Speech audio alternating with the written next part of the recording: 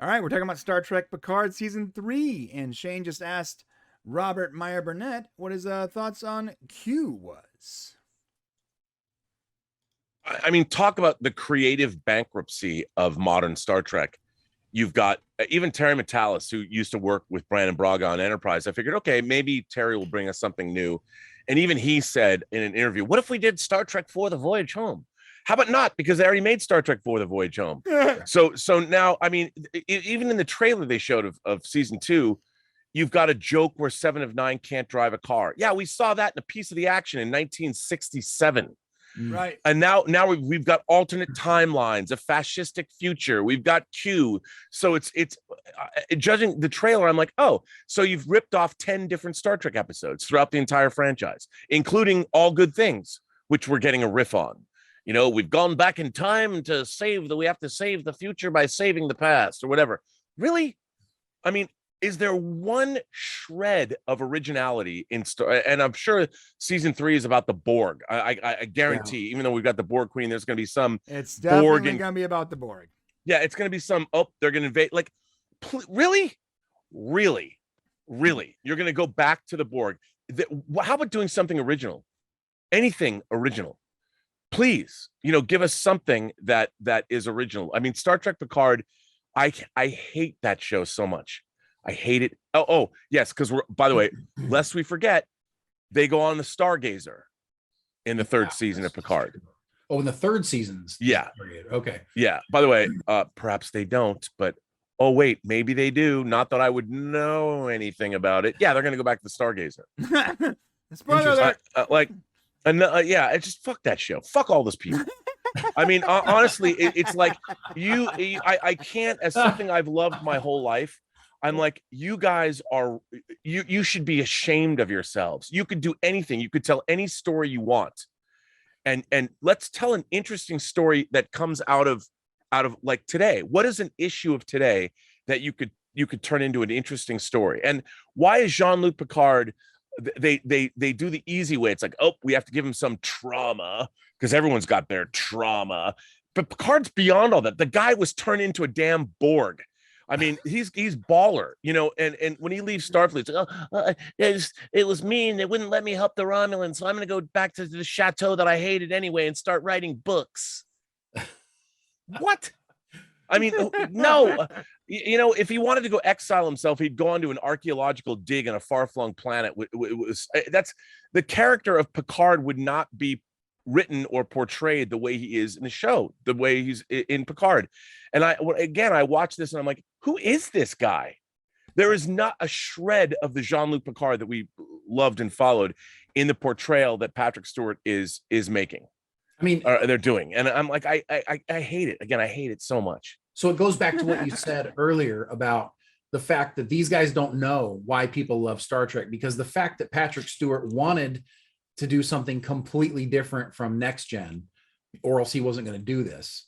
And now we're getting All Good Things, and we're getting a million different iterations on things that they've already done.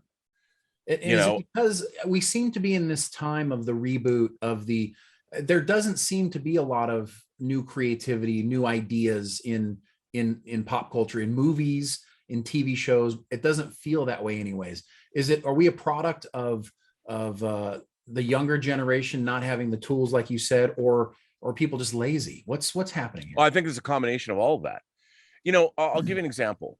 When I was a kid and I loved science fiction, fantasy, and horror movies, I wanted to watch all of them.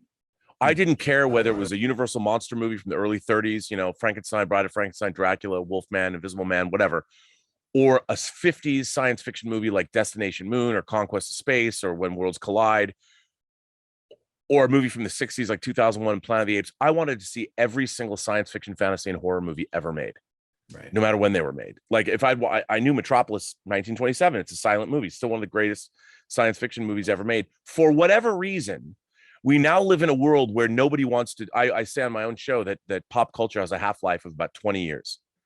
You know, you go back 20 years and people aren't that interested anymore. And I think what's really fascinating to me is, like, I can't tell you, even friends of mine that are big horror movie fanatics, they haven't gone back and watched Hammer horror movies from like the 60s. If I talk about my love of Vampire Circus, and I'm not positioning myself as some guru that knows all this stuff, but you do have to understand, if you're working within a genre, you have to understand that where did that genre come from? What is the basis of that genre? And science fiction is a literary genre.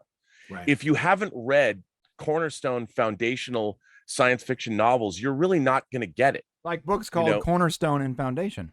Right. There you go. Yeah. I mean, Foundation trilogy, when it was just a trilogy, was one of the first things I got from the science fiction book club. Same here. Because it was like, get the Foundation trilogy for free or whatever, and order 4 more books, and that was you had to read Dune. You had to read Foundation. You had to read the Elijah Bailey robot novels from Asimov. You had to read Robert Heinlein's Stranger in a Strange Land. I mean, these are things that every science fiction person would talk about. Ringworld. How about Ringworld? Larry Niven's Ringworld. Oh, I mean, so good. All of Niven's known space books. Yes. Or Ian Banks. Well, now the culture books are a little newer. Or now I would say you have to read Dan Simmons' Hyperion and Fall of Hyperion. There's so many books. Neil Stephenson's Snow Crash is still one of the most entertaining books I've ever read in my life. And it's like, if you're going to be a writer, you've got to read these things. You have to understand where this genre came from. You can't just do riffs on bad science fiction movies. I mean, I feel like both in Discovery and in Picard, they've leaned into the evil AI.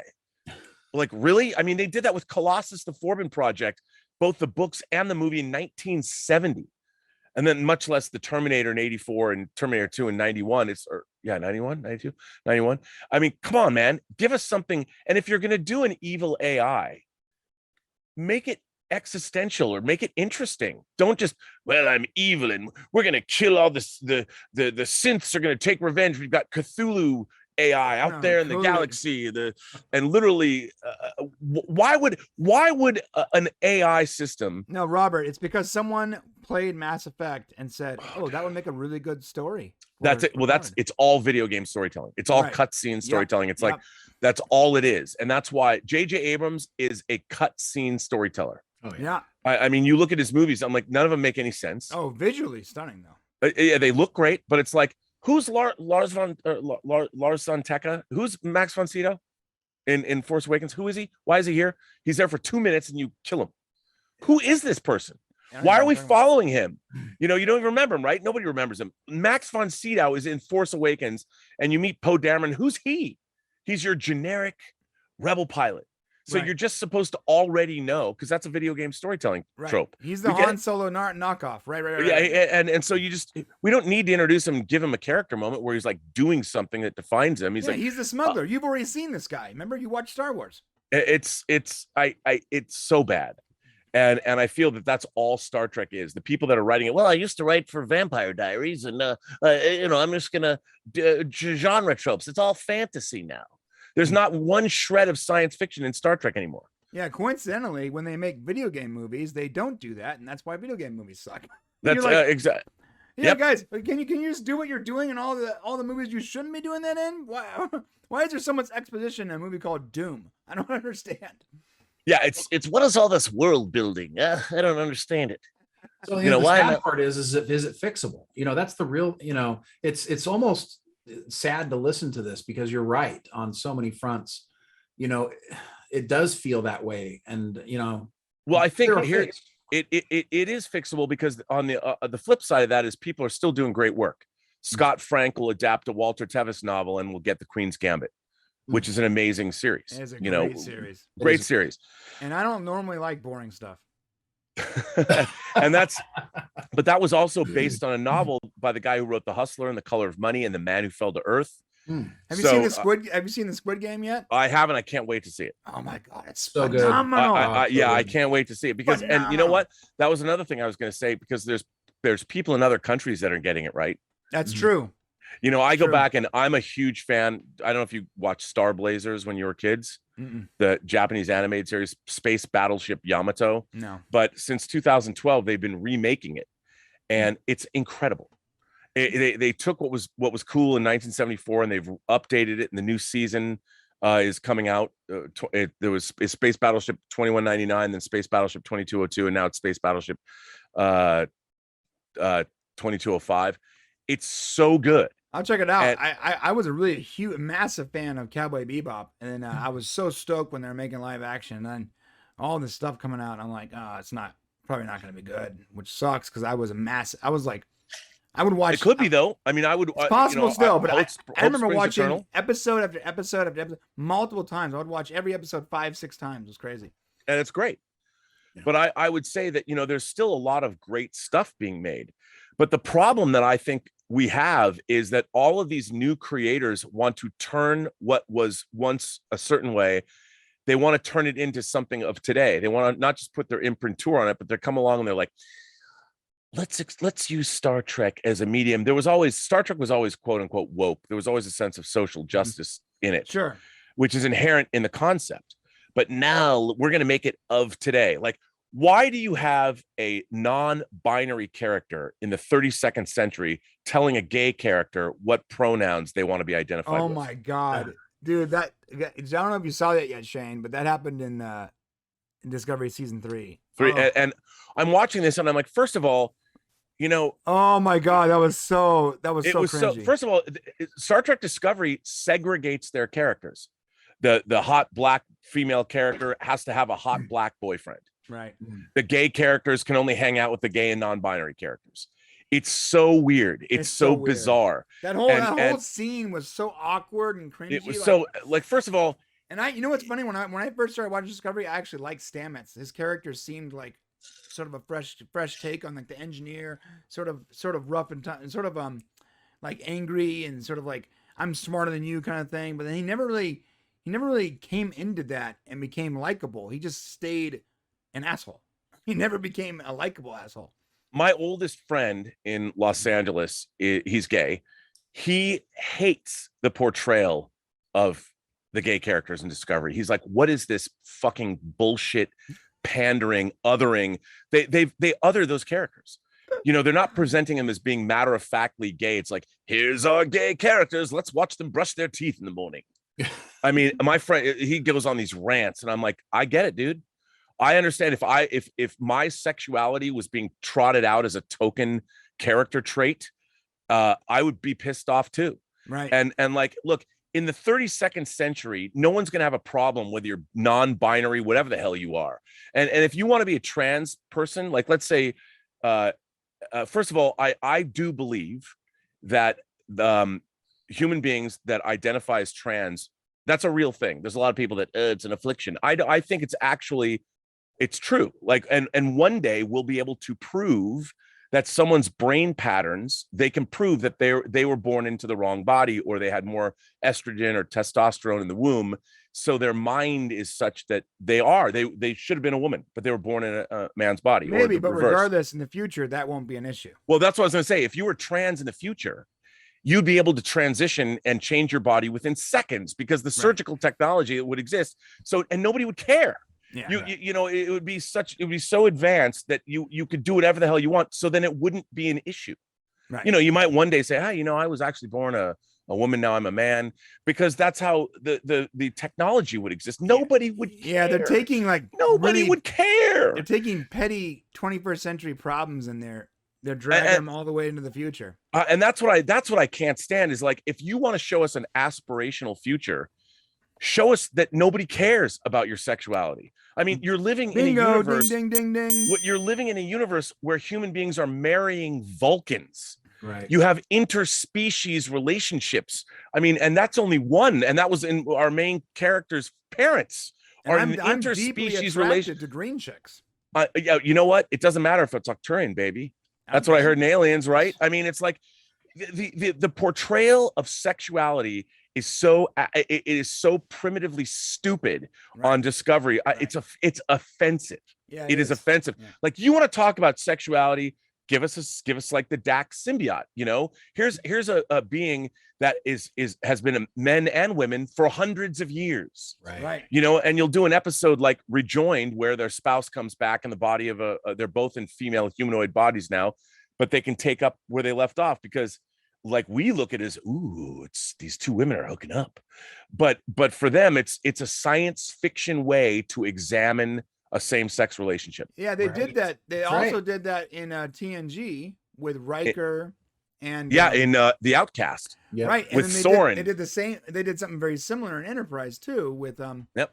Yeah. Okay. So I don't remember. It just his name. feels so different. That feels so different. It than felt the way they're it felt doing it like now. a natural, but like here, let's look at these modern problems through a futuristic science fiction lens, and it felt natural. It made sense. And that's what Star Trek. That's what science fiction does.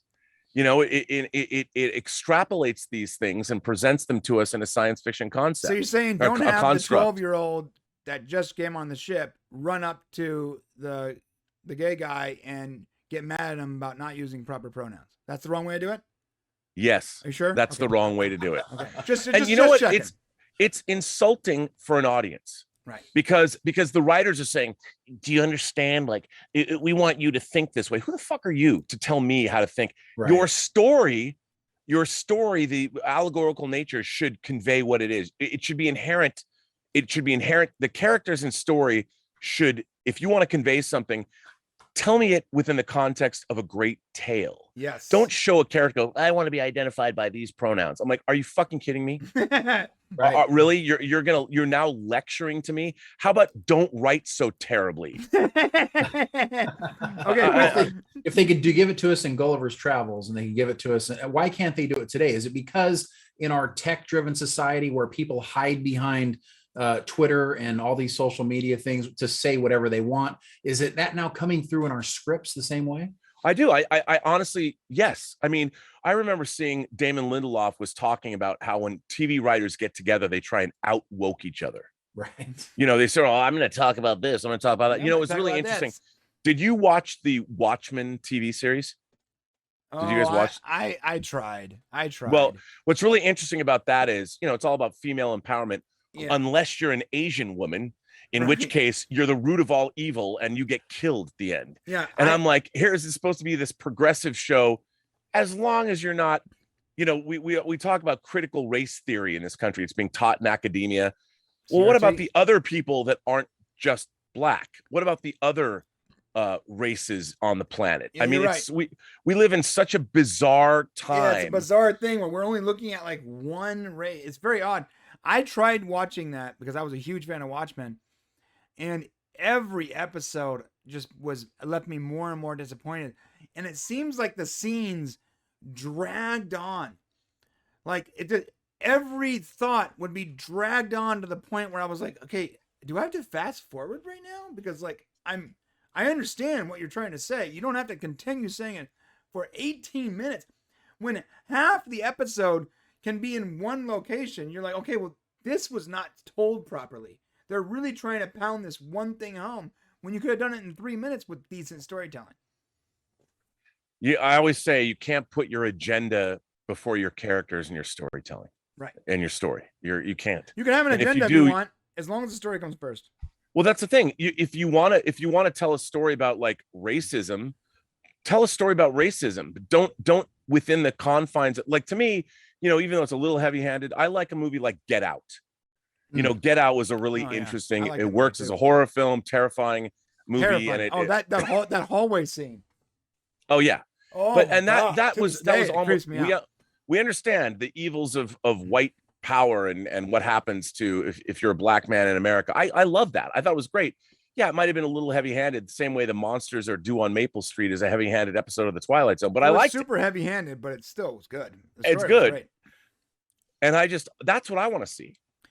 I love great allegorical storytelling. That's why I love The Twilight Zone. Well, let's move on from Star Trek and let's talk about Wait. some. What's up? I don't think that segment was Star Trek. I think we got to call that segment just the current status of everything happening in. I don't know what it was, but I want to Can't, move you know on. what? Everything comes back to Star Trek for me. I can't move on. I try. Thanks for watching. To see the full conversation, become a member of the Popcast family. Use the link in the description below or go to our channel and click the join button. Select your tier and we'll see you at the next show.